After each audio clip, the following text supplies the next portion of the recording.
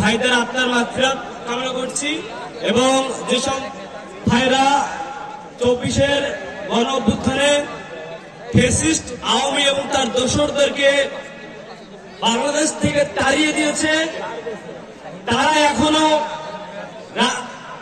হাসপাতালে বেটের উপর দিনের পর দিন রাতের পর রাত কাটাচ্ছে। সেসব আহত ভাইদের মহান রব্বুল আলামিন আল্লাহ সুবহানাহু ওয়া তাআলার কাছে দ্রুত আরোগ্য কামনা করছি।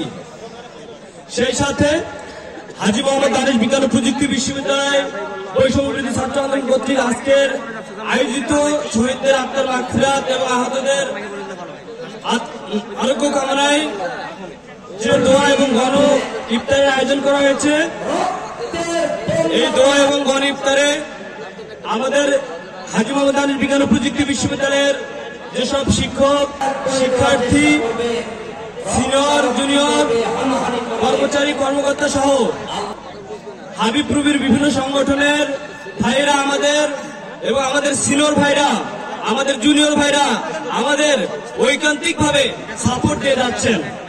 আমরা আশা রাখি হাজী মোহাম্মদ দানিশ বিজ্ঞান ও প্রযুক্তি বিশ্ববিদ্যালয় আজকে যে একাত্মতার ঘোষণা দিয়েছে, আজকে আমরা সবাই যে এখানে এক হয়ে কাজ করতেছি, আজকে হাবিব রুবির এই একাত্মতা বাংলাদেশের ইতিহাসে স্মরণীয় হয়ে থাকবে। আমি বিশ্বাস করি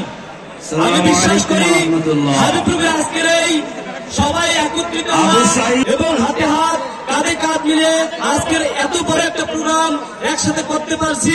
সেই সাথে হাবিব রুবি যেন বাংলাদেশের ইতিহাসে অন্যান্য পাবলিক বিশ্ববিদ্যালয়গুলোকে ছাড়িয়ে বাংলাদেশের ইতিহাসে একটা রোল মডেল হয়ে দাঁড়া হয়, সেটা আমরা হাবিব রুবি বৈষম্যবিরোধী ছাত্র আন্দোলন চাই।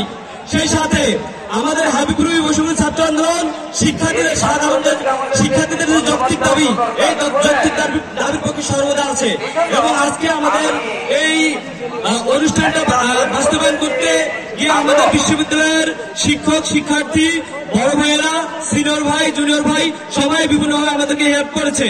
ভবিষ্যতে আমাদের এইরকম আয়োজন যেন অব্যাহত থাকে, ভবিষ্যতে আমাদের যেন এই ধরনের আয়োজন অব্যাহত থাকে এবং আজকে আমরা যে আয়োজন করছি ভবিষ্যতে আমরা সবাই একসাথে কাজ করে এর চেয়েও আরো বড় ধরনের আয়োজন করতে পারি। এবং আমরা একটা বিষয় লক্ষ্য রাখবো, আমরা ফ্যাসিস্টকে হটিয়েছি, সেই সাথে ফ্যাসিস্ট যেন বাংলাদেশের পুনর্বাসন হতে না পারে এই জন্য আমরা সবাই সজাগ থাকবো। আমরা এক ফ্যাসিস্ট গিয়েছে আরেক ফ্যাসিস্টকে বাংলাদেশে আসতে দিতে চাই না।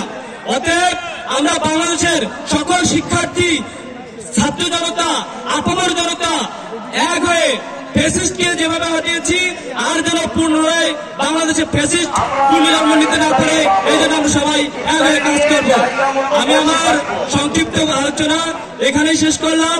আপনারা সবাই এই আয়োজনটা বাস্তবায়নের জন্য সফলভাবে যেন সম্পূর্ণ করতে পারি এই জন্য আমাদেরকে সবাই ঐকান্তিকভাবে সহযোগিতা করবেন।